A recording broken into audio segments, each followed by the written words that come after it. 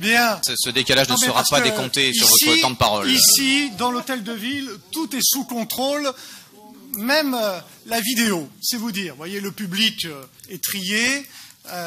Dehors, la police nationale est, nous dit-on, en train d'intervenir suite à des troubles. Tout est sous contrôle. Le calme règne sur Varsovie.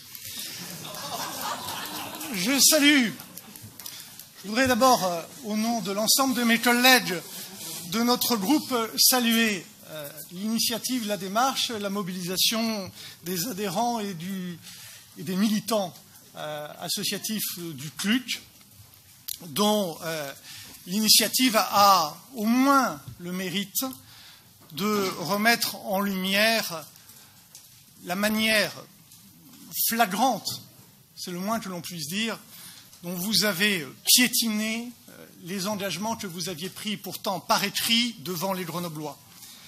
Fini la consultation, la co-construction, la codécision, etc., etc. Voici venu le temps de la hache et des décisions sans dialogue, sans écoute. Et puis, sur le fond, des augmentations de tarifs vertigineuses que rien ne justifie, contrairement à ce que vient de nous dire M. Viart.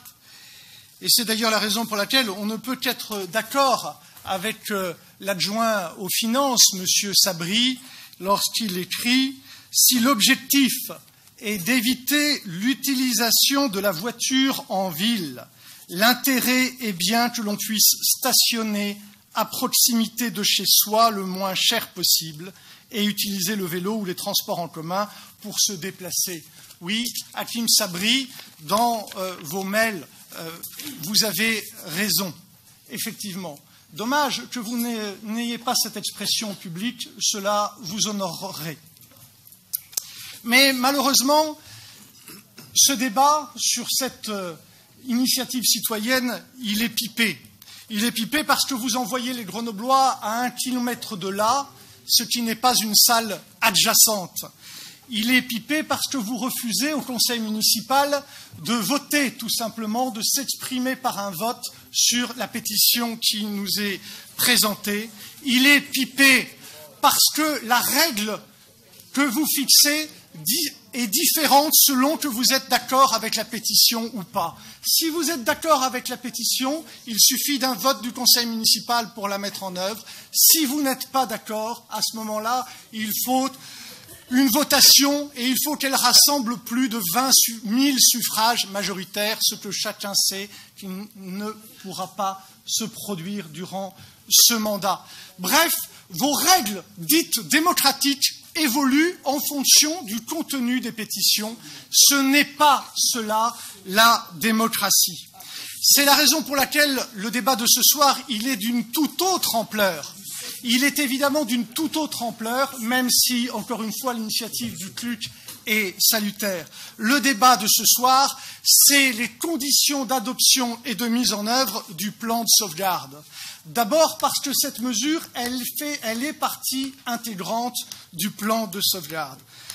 C'est-à-dire aussi au même niveau que les fermetures de bibliothèques, les fermetures de centres sociaux, les réductions d'horaires de l'accueil du public à l'hôtel de ville, les hausses de tarifs en veux-tu, en voilà. Voilà ce que c'est que le plan de sauvegarde adopté dans les conditions que l'on sait.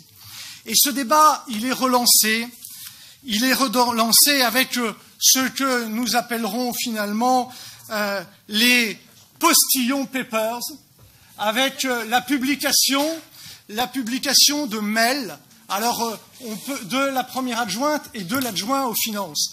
On peut s'interroger sur la démarche qui consiste à publier des mails privés, mais comme vous êtes des défenseurs de M. Snowden, je ne doute pas que vous considérerez qu'au fond, ce journal a fait ce qu'il appelle qu'il a fait son rôle de lanceur d'alerte.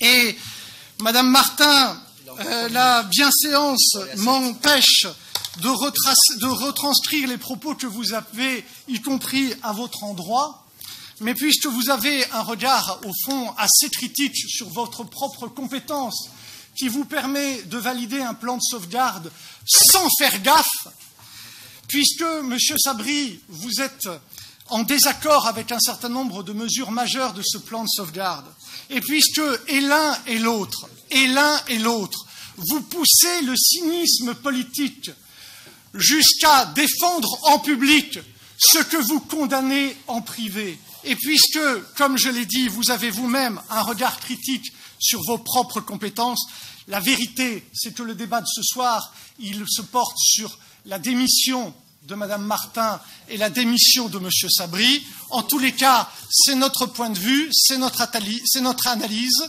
c'est notre demande. Il en va du respect que l'on doit avoir vis-à-vis de nos concitoyens, car c'est ce double discours permanent entre ce que l'on pense et ce que l'on dit qui fait du mal à la politique, qui explique, au fond, ce lien qui se dénoue entre nos concitoyens et leurs élus, parce que oui, nos concitoyens en ont marre que leurs élus leur mentent et, au fond, se mentent à eux-mêmes.